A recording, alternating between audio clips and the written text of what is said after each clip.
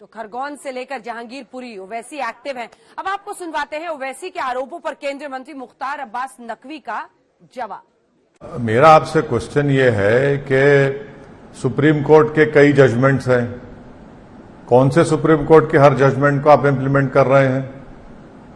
और क्या loud speaker कैसे मस्जिद पर लगता है, किसी और दीगर इबादतगाह पर, रिलीजियस प्लेस पर नहीं लगता है लाउड स्पीकर?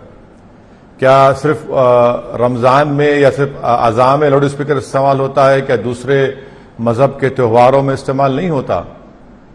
तो देखिए, मुल्क में एक माहौल जो बनाया जा रहा है ना, वो ये माहौल ये है कि मुसलमानों के खिलाफ नफरत पैदा की जाए, मुसलमानों के खिलाफ ये बावर किया जाए हमारे हिंदू भाइयों और बहनों को कि मुसलमानों से खतरा है आपको, इस्लाम से खतरा है आपको, अजान से खतरा है आपको, हिजाब से खतरा है आपको, गोश्त से खतरा है आपको, मुसलमानों के वजूद से आपको खतरा है।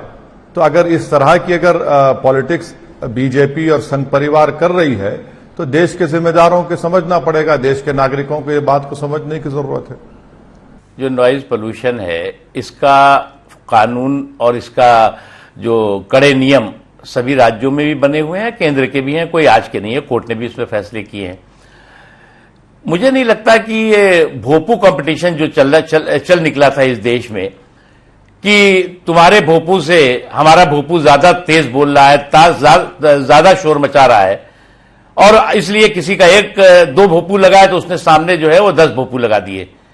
अब ये भोपू जो है किसी की धार्मिक आस्था के प्रकटीकरण का प्रमाण नहीं हो सकता। आप जो है वो भोपू कंपटीशन में लगे हुए हैं, आपको लगता है कि आपका भोपू अगर ज्यादा तेज बोलेगा तो दूसरे का जो है वो कम बोलेगा, तो वो आप 30 मार खाएं।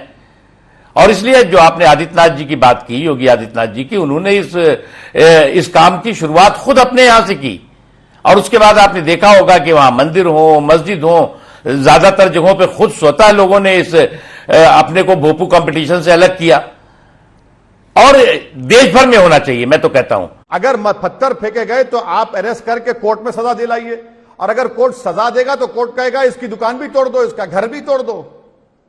भाई, अदालत है तो किस लिए है? पुलिस अगर है तो किस लिए है? सरकार जज, जूरी, एग्जीक्यूशनर का काम करेगी। क्या देश के प्रधानमंत्री चीफ जस्टिस ऑफ इंडिया भी बन चुके हैं? क्या देश के प्रधानमंत्री पुलिस के पावर्स भी ले चुके हैं? और देश के प्रधानमंत्री कहेंगे कि असदुद्दीन ओवैसी देश के लिए खतरा है, उसको गोली मार दो, तो क्या गोली मार देंगे? तो फिर देश रूल ऑफ लॉ नहीं चलेगा ना मैडम, फिर तो अनार्की चलेगी। कैसे चलेगी? अगर पत्थर फेंके गए तो आप कोर्ट में उसको प्रूफ करिए। क्या नहीं चली? गोली नहीं चली वहां पर, गोली हम पर नहीं चली गोली।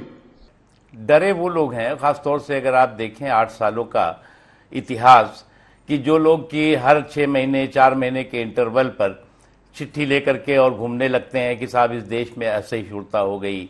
डरे वो लोग हैं जिन्हें इस चीज की बेचैनी है कि इस देश में कोई भागलपुर नहीं हो पा रहा है जहां हजारों बेगुनाहों का कत्लेआम हुआ था, भिवंडी नहीं हो पा रहा है जहां पर बर्बादी के तांडव पूरे दुनिया ने देखा था, मलियाना नहीं हो पा रहा है, मालेगांव नहीं हो पा रहा है, कहीं पर जो है वो मुंबई जैसे धमाके नहीं हो पा रहे हैं, दिल्ली में जो लाजपत नगर जैसे धमाके, या देश के अन्य हिस्सों में जो कुछ होता था।